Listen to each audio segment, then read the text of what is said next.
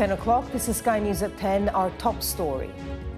2 children are killed, 17 others injured in a school shooting in Minneapolis. The gunman was armed with multiple weapons and shot dozens of rounds towards the youngsters. It was the first week of school. They were in a church. These are kids that should be learning with their friends. Officials say the suspect has been identified as Robin Westman, who took their own life after the shooting. Also tonight, I'm not a wild animal. An asylum seeker in Epping tells a sexual assault trial he did not attempt to kiss a 14-year-old girl. Rowing back on small boats, Nigel Farage revises his immigration policy on women and children. Fertility rates in England and Wales hit a record low with little sign of a bounce back. Feeling the heat, why we can expect to see a rise in our gas and electricity bills.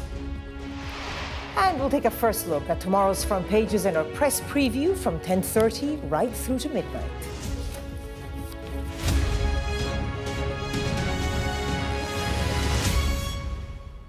Good evening. 2 children, aged 8 and 10, have been shot dead at a school in the U.S. state of Minnesota as they celebrated Mass at the start of the new term. The attacker opened fire using multiple weapons through the windows of the Annunciation Church's Catholic school. Tonight, the FBI has said it's investigating the attack as an act of domestic terrorism and a hate crime targeting Catholics. The killer has been identified as 23-year-old Robin Westman, who shot themselves dead after the attack. Our U.S. correspondent David Blevins reports. Innocence shattered. School children confronting a trauma beyond their years. The pupils of Annunciation Catholic School, primary age, were at Mass when they came under gunfire through the church windows. The first one, I was like, what is that? I thought it was just something. Then when I heard it again, I just ran under the pew. And then I covered my head. My friend Victor, saved me, though, because he laid on top of me, but he got hit. The children were seated on one side of the aisle, parents on the other. People living nearby heard the gunfire. I was shocked. I said there's no way that could be gunfire. There was so much of it.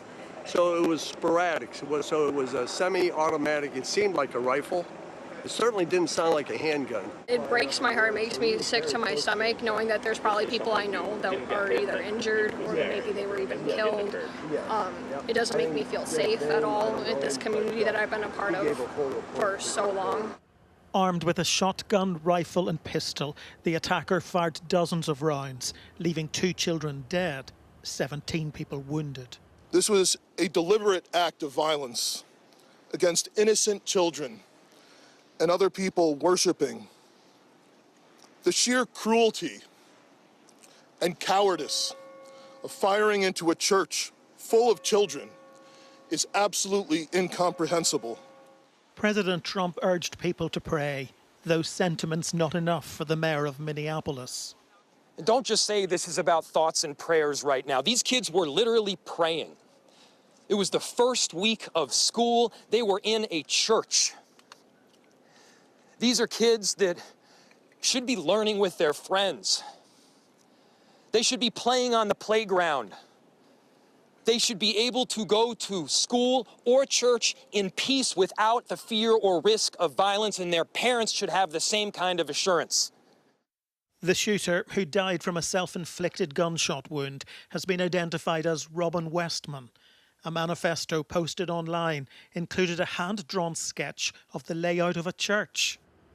The FBI says it's investigating the shooting as an act of domestic terrorism against Catholics. There'll be many questions, but for now, this is a community in mourning. The relief of some, dwarfed by the grief of others. We lost 2 angels today. And please continue to pray for those still receiving care. We can't change the past, but we can do something about the future. Flags lowered at the White House, honouring school children killed in a mass shooting in the first week of the academic year.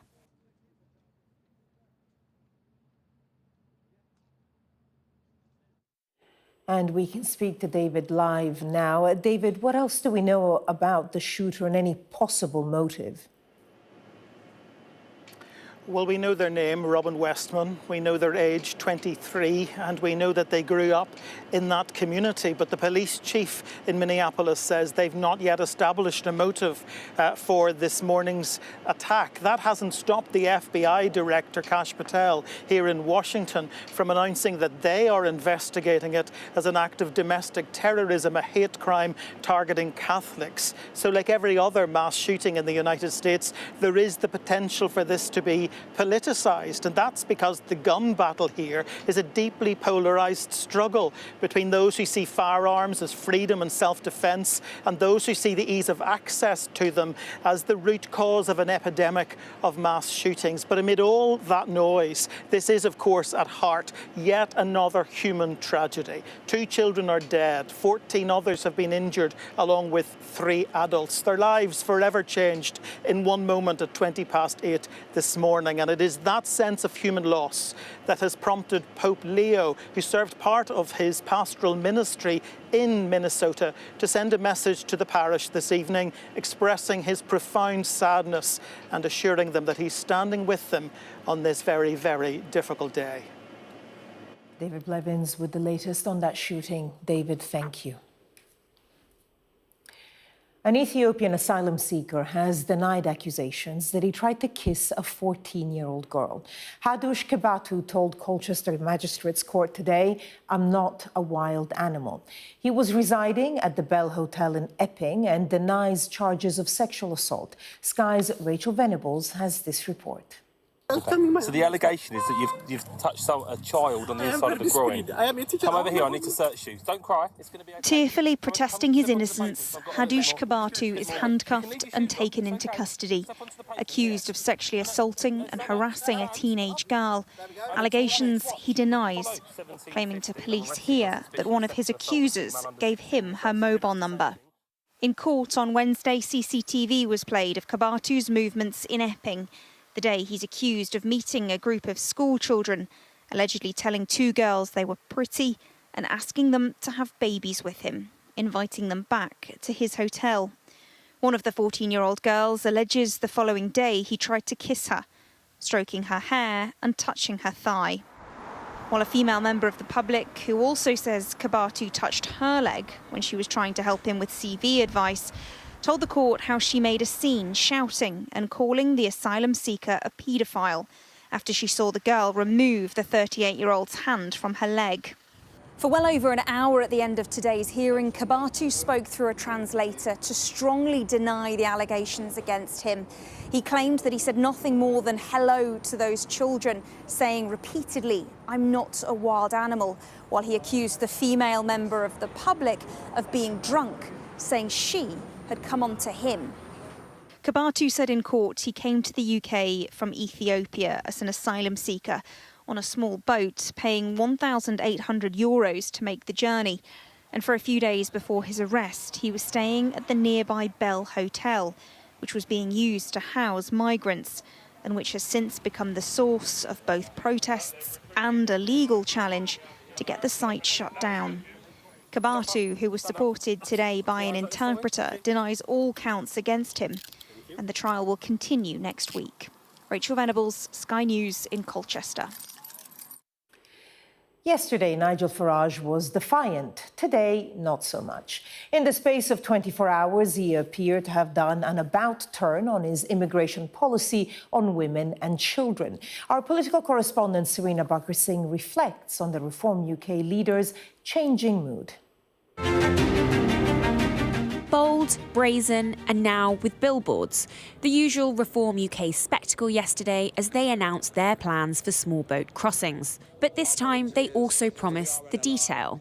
The only way we will stop the boats is by detaining and deporting absolutely anyone that comes via that route. You've said that you're going to detain anyone who arrives via small boats. Will that apply to women and girls? And what about unaccompanied children? Yes, women and children, everybody on arrival will be detained. And I've accepted already that how we deal with children is a much more complicated and difficult issue.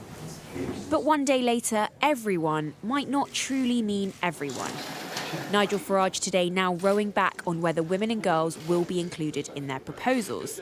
I was very, very clear yesterday in what I said, that the deportation of illegal immigrants, we were not even discussing women and children at this stage. There were so many illegal males in Britain, and the news reports that said that after my conference yesterday were wrong.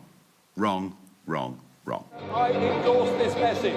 Operation Restoring Justice, 6 months in the making, timed during recess to seize a moment before other political parties could. And after a bruising summer for the government, staving off scenes like this.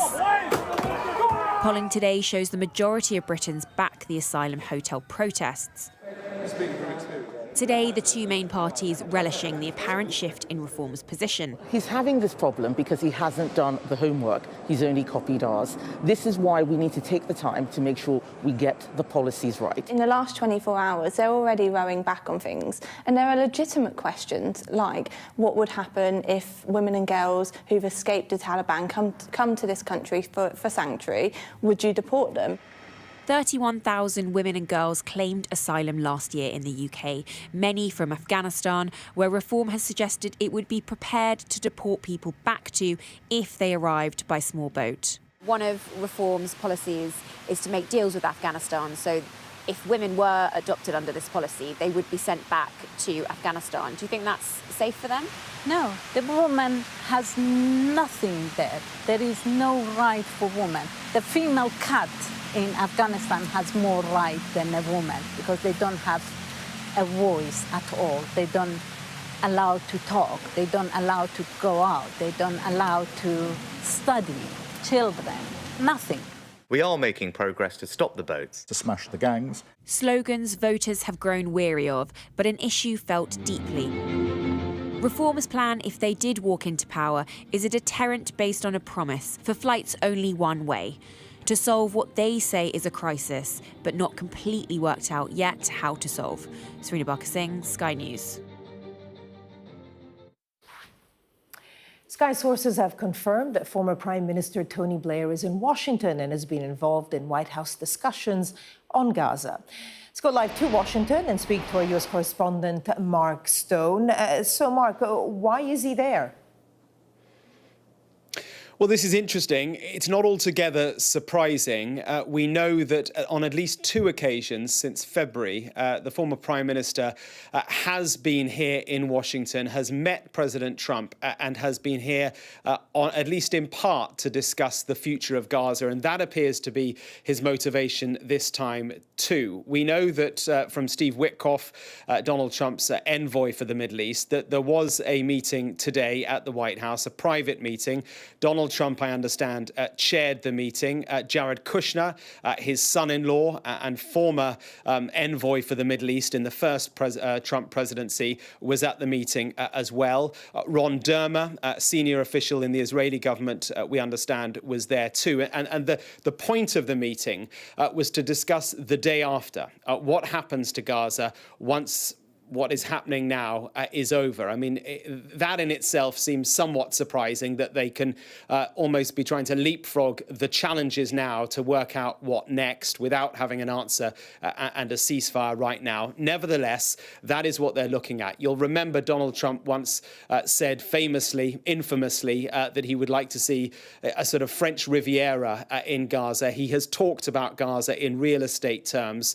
Clearly, Tony Blair has a lot of background in the Middle East. He was the Middle East envoy to the Quartet, as it was known, that group, the EU, the United States, Russia, and others, which had worked about a decade ago to try and find some way of finding a two-state solution. So he has a background in the Middle East. It is clearly a complicated background in the broader Middle East, given the history of the Iraq War. But he feels, Tony Blair feels, that he can provide some help and his institute has been involved in providing the Trump administration with some options for what to do with the day after for Gaza. One interesting point to make, though, I've been speaking to sources who have been working with the Trump administration on the Gazan side, on the Palestinian side, trying to sort of further that side of this challenge. And strikingly, those sources, those people who have been part of the Trump administration from the Palestinian perspective, they were not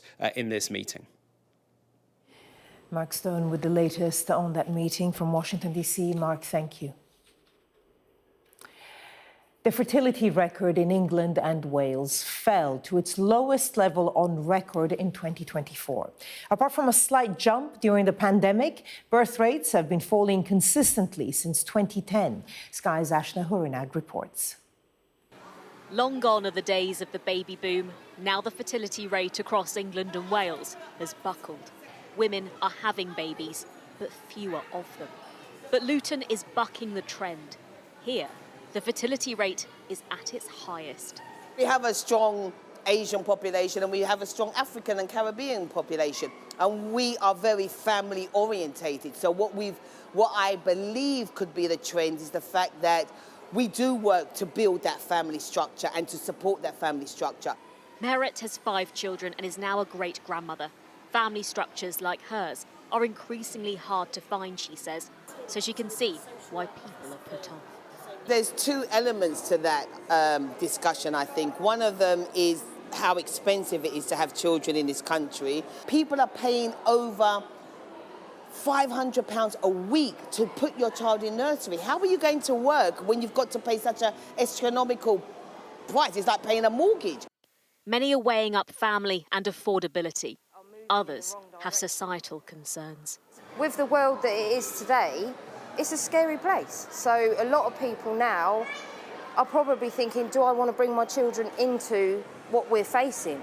Across the country, there's little sign of bouncing back. The average age that mothers have their first child is now just over 29 years old. In the North East, on average, it's shortly after turning 28. And in London, they're having them 3 years later. Mums born outside the UK were recorded having more babies from 2024, but British-born women have seen a steady fall in births since the 2010s. Women born in southern Asia had the biggest rise. They had 20,000 more babies last year, a rise of almost 50% in just 3 years. Births to mothers of African descent have also risen sharply.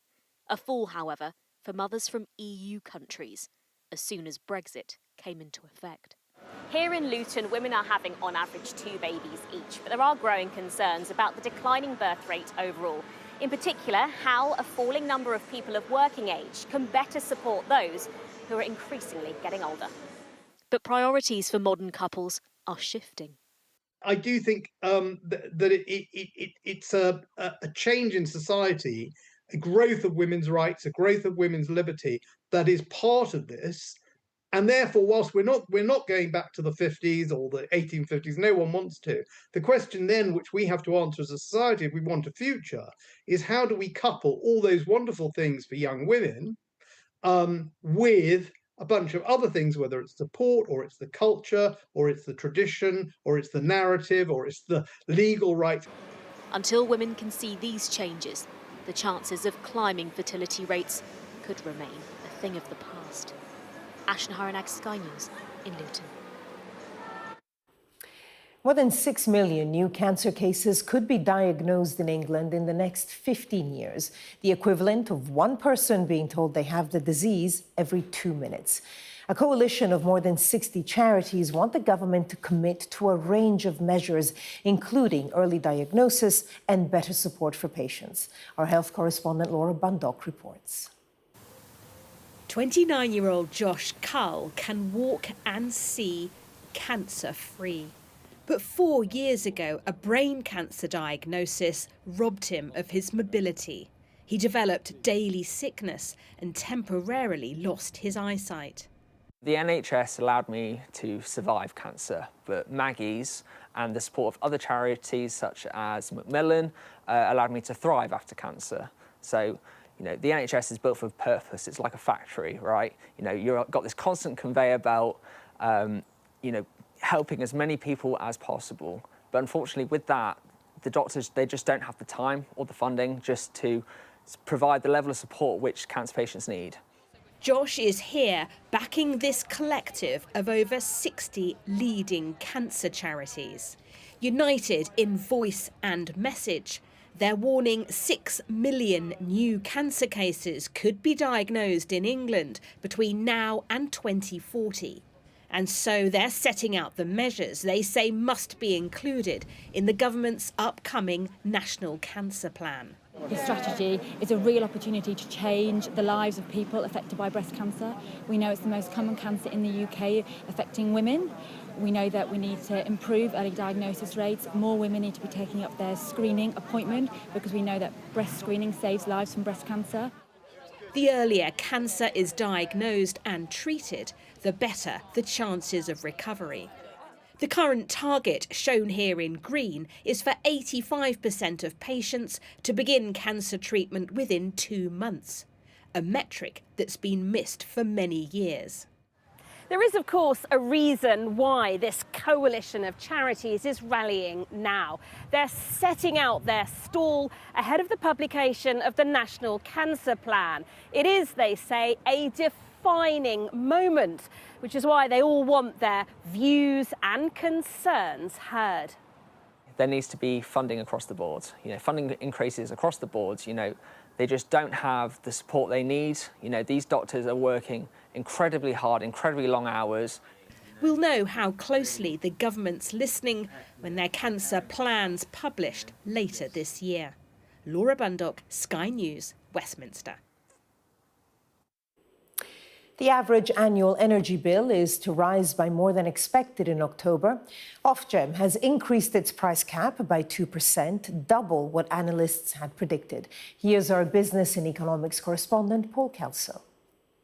There is a new energy price cap. It applies from October the 1st and runs through to the end of December, and it's a small increase. Regulator Ofgem uses a notional figure for typical use by a typical household. They say it's £1,755. They say that's a 2% increase, £34 on the previous quarter. What it really does is confirm the recent trend. That energy prices after those ruinous spikes after the invasion of Ukraine have levelled off. But look, they're still 40% higher than they were. That's about 20% adjusted for inflation. So that is a lot. But the main reason things have levelled off is the price of gas has levelled off. Wholesale gas prices is the biggest determinant of prices of both gas and electricity. And look, despite the volatility in the world, Donald Trump's trade policy, conflict in the Middle East, they are pretty level, and in fact they've dipped slightly. But these are only one element of what goes into your bill. There are all sorts of other bits, including tax and headroom for the companies to make a little bit of money. Two controversial areas increasingly are policy costs. The red area here,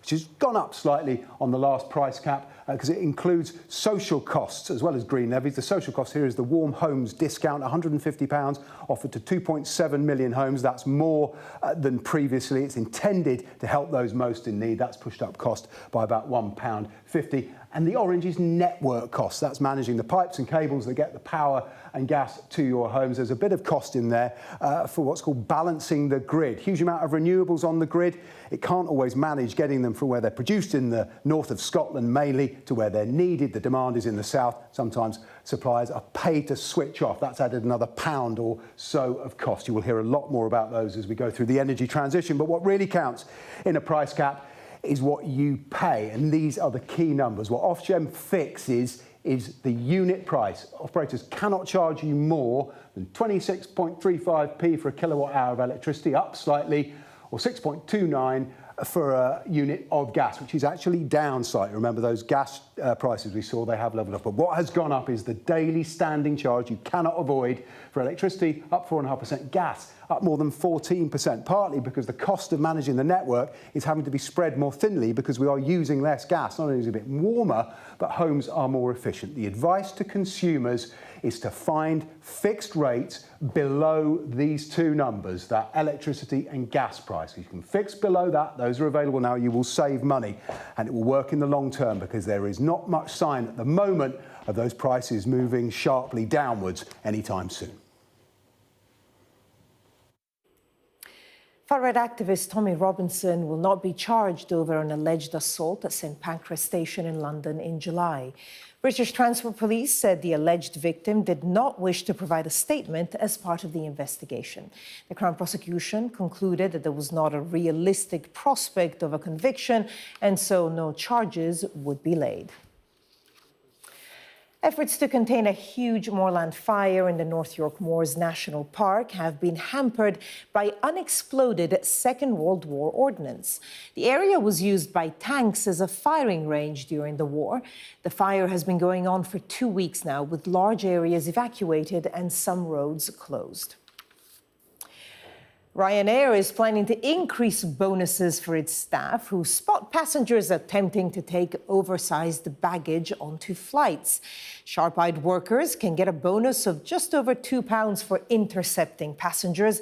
That's almost double the current rate, while the passengers themselves will face fees of up to £75 to put an oversized bag in the hold. Families of those who lost their lives in India's deadliest aviation disaster have told Sky News they want answers and will fight for justice. 241 people died when the Air India flight to Gatwick crashed just 32 seconds after takeoff. Now, 90 Indian and British families have agreed to be represented by an American law firm as they prepare to take legal action against Boeing. Our India correspondent, Neville Lazarus, reports. Grieving and performing rituals for their loved ones. This small town of Diu is consumed by pain. 14 from here were killed in the air crash, most British residents. The sole miracle survivor from Leicester, Vishwas Kumar Ramesh, is also from here. He joined in prayer for his brother, who was sitting beside him when tragedy struck. There is heartache at this home. Girish from Wembley came with his wife, their 3-year-old son and infant daughter to meet his ailing mother. For Matoben, it was her last meeting with her daughter who came to celebrate her 80th birthday from Wembley, just a few days before the crash. Mourning at the Lakhman family from Leicester. Harsat flew in for the rituals of his parents, both British residents. He tells me he wants justice and nothing else. 3 instances after this of engine failure. Trupti Soni lost 3 members of her family. Unconvinced it was a pilot error, she, with dozens of others, have signed up an American law firm to take up their case in US courts. See, I think our loss is massive. Nothing can, reverse the loss of our dear ones. I feel the truth has to be come out.